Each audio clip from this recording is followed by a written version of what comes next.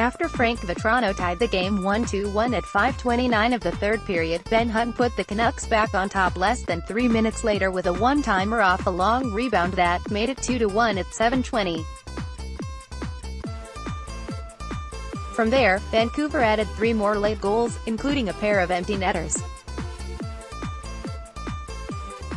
Panthers coach Bob Boughner said Hutton's goal was the turning point of the game. "We just couldn't find the next one in a 1-2-1 game," Boughner said.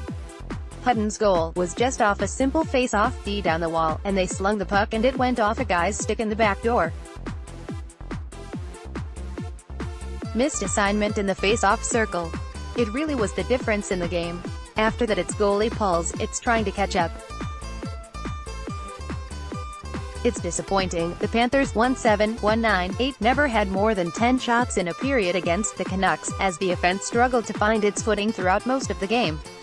After the first 2 periods, Florida had registered just 15 shots on goal and 8 scoring chances, according to naturalstatric.com. Vancouver finished with advantages in both shots on goal, 36-24, and shot attempts, 64-49. "I think we were being too stubborn, kinda overpassing," Vatrano said of the offense. "We talked about before the game that their goalie doesn't handle pucks well, so we had to put more pucks to the net. I think we did more of that in the third, but we came up on the short end." Roberto Luongo made 31 saves for the Panthers, including numerous highlight reel stops. "It's going to take a little more desperation," Luongo said when asked what it will take for the Panthers to get back in the win column. "It starts with me on out. We've got to be on top of our game every night. That's how you break out of something like that." Here are 5 takeaways from Sunday's loss in Vancouver. Point 1. A physical first. The first period had no goals, but it did have 14 penalty minutes. In a game that was expected to be chippy from the start, the Canucks got things started when Jacques Vernon punched Jonathan Huberdeau during a scuffle in front of Florida's net, earning the Canucks winger a trip to the penalty box and 2-minute minor penalty for roughing. From there, things escalated until Michael Haley, who led the NHL with a career-high 22 fights last season, dropped the gloves and went toe-to-toe with former Panther and current Canucks defenseman Erik Gudbranson, who holds a distinct size advantage over Haley at 6'5", but in the marathon brawl that ensued, each fighter had a takedown before officials intervened. Florida ranks tied for 10th in the NHL with 9 fights this season, according to hockeyfights.com. 2. Lou, if you closed your eyes, Rogers Arena almost felt like BB. Big save after big save, the Canucks crowd rained Lou chants down upon Luongo, paying homage to one of the franchise's all-time fan favorites. In between his 2 stints with Florida, Luongo spent parts of 8 seasons in Vancouver, winning a franchise record 252 contests. The first, Lou, came with 13:29 left in the first period, when Luongo robbed Brock Besser with a glove save on the doorstep. "It's always nice to come back here," Luongo said of his warm reception. "The fans are great. It's always special for me to come back here. I spent 8 years here, so it'll always hold a special place in my heart." Video, Florida at Van. Luongo flashes the leather to deny Besser. Luongo finished with 31 saves on 34 shots, including 6 stops on 7 high-danger chances, just trying to keep the guys in it, Luongo said. "We were able to tie it up in the third. And then they got a rebound goal off the face-off, and that was it. We couldn't recover after that." 3. Killer Cats. Florida's penalty kill is beginning to match its lethal power play. With a 2-for-2 night against the Canucks, the Panthers improved to 17-for-18 on the penalty kill over their last 8 games. And, in actuality, the 1 goal surrendered during that span should come with an asterisk, as it was scored with the goaltender pulled in Friday's loss to Calgary.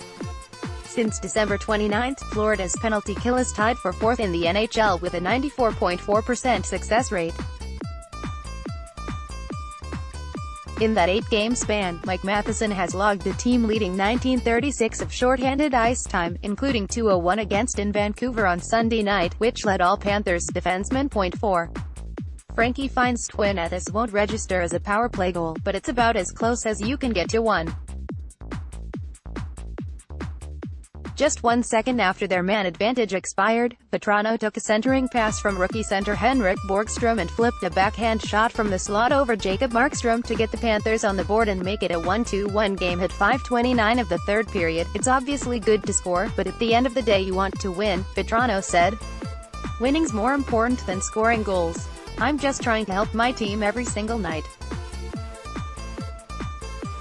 We've just got to win. Video, Florida at Vatrano flips home backhand to tie the game. In the midst of a career campaign, Vatrano has become one of Florida's most reliable secondary scorers, setting new career marks in both goals, 13, and points, 20.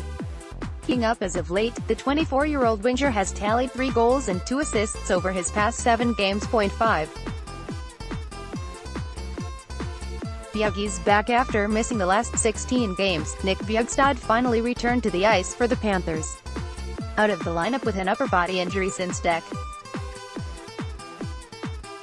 6. The 26-year-old forward split time on the first and third line against the Canucks in his return, registering 3 shots on goal, 3 hits and a blocked shot, one that likely saved a would-be goal, in 12:46 of ice time.